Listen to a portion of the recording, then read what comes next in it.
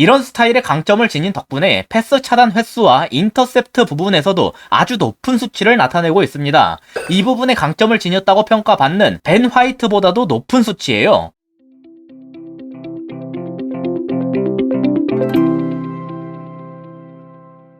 안녕하세요, 축구보는 기자입니다. 크리스티안 로메로가 토트넘 이적에 가까워지고 있다고 하는데요. 이탈리아의 아탈란타에서 뛰는 선수이기 때문에 잘 모르시는 분들도 꽤 계실 것 같습니다. 그래서 오늘은 로메로가 도대체 어떠한 선수인지를 다른 선수들과의 비교를 통해 분석해봤는데요. 비교군으로는 아스날 이적이 유력한 벤 화이트, 첼시에서 동일한 위치에서 뛰고 있는 티아고 실바, 맨유의 주장이자 핵심인 해리 맥과이어, 현재 토트넘 센터백으로 뛰고 있는 에릭 다이어, 그리고 지난 시즌 프리미어리그 최고의 수비수였던 후뱅 디아스를 선정했습니다. 그럼 경기 장면과 함께 분석 시작하겠습니다. 이건 레알 마드리드와의 경기에서 아탈란타가 수비를 하고 있는 장면인데요. 로메로는 다른 2명의 센터백들과 마찬가지로 최후방에 위치하고 있습니다. 아탈란타는 뒤에 3명의 센터백을 제외한 7명을 모조리 전방 압박에 투입했는데요. 이를 통해 상대의 롱볼을 유도할 수 있었습니다. 그리고 롱볼이 날아왔을 때 로메로가 공중볼 경합에서 이겨낸 후에 다시 볼 소유권을 되찾는 방식이었어요. 로메로는 자신의 전술적 마크맨인 상대 원톱이 볼 전개를 위해서 내려간다면 적극적으로 올라가서 압박 숫자를 맞춰주는 모습도 보여주곤 했습니다.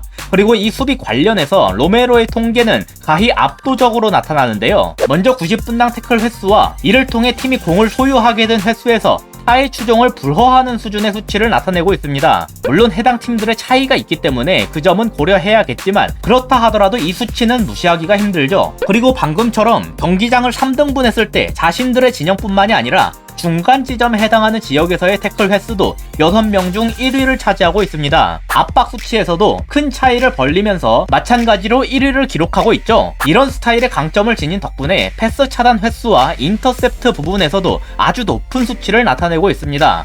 이 부분에 강점을 지녔다고 평가받는 벤 화이트보다도 높은 수치예요. 경기 장면들에서도 보이다시피 자리는 3백의 가운데입니다. 4백의 우측 센터백으로 나서는 경기들도 있었지만 토트넘의 누누 감독은 높은 확률로 3백을 쓸 것이 예상되기 때문에 토트넘에 온다면 아마 이 자리에서 뛸 거예요. 최초 포메이션이 4백이더라도 아마 경기 운영은 3백처럼 이뤄지겠죠. 저는 지난 영상들에서 토비가 가운데를 설 것이라고 봤었지만 로메로가 합류를 한다면 이 선수가 가운데 자리를 차지할 것으로 예상됩니다. 위의 내용들을 종합해 봤을 때 로메로는 강력한 태클과 인터셉트 능력으로 상대의 공격을 쓸어내는 수비 최후의 보루라는 평이 어울리는 선수라고 볼 수 있겠습니다. 따라서 수비진 개개인의 퀄리티에 문제가 있다고 지적받는 토트넘의 클래스를 획기적으로 업그레이드 시키는 선수가 될 수 있을 것이라 봅니다.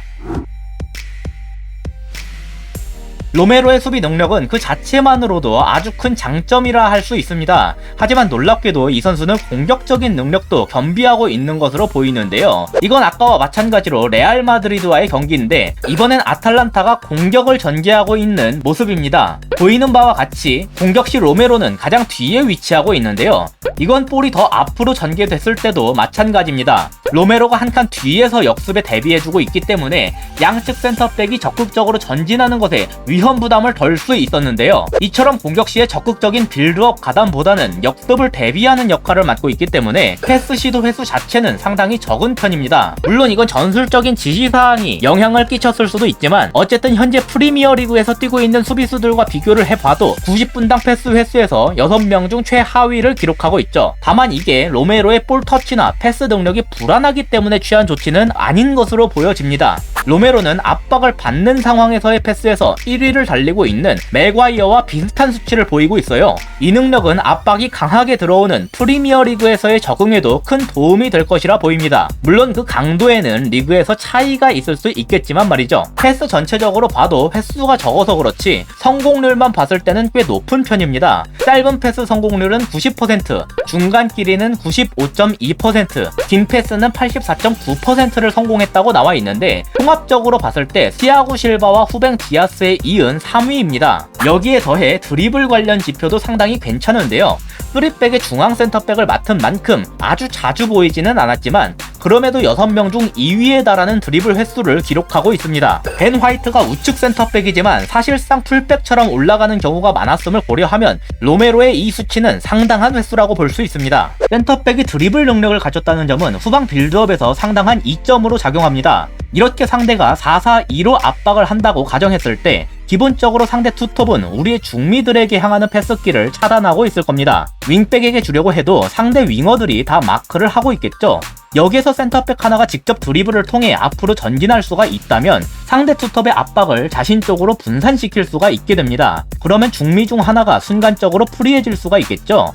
메뉴의 맥과이어가 핵심으로 평가받는 이유 중 하나는 이런 것을 잘하기 때문이기도 합니다. 3백도 아니고 4백을 쓰는 메뉴에서 맥과이어는 적극적인 전진을 통해 이런 식으로 상대의 압박을 무너뜨리곤 했는데요. 좌측 풀백 루쿠쇼와 함께 좋은 시너지 효과를 내면서 공격에 많은 도움을 줬습니다. 반대로 리버풀에서는 이런 것이 가능했던 반다이크, 마티프, 핸더슨 등이 모조리 부상당하면서 상대의 압박을 풀어 나오는 것에 상당한 어려움을 겪었어요. 드리블이 되는 센터백인 로메로가 토트넘에 합류한다면 후방에서부터 볼을 전개하는 것에도 많은 도움을 주리라 봅니다.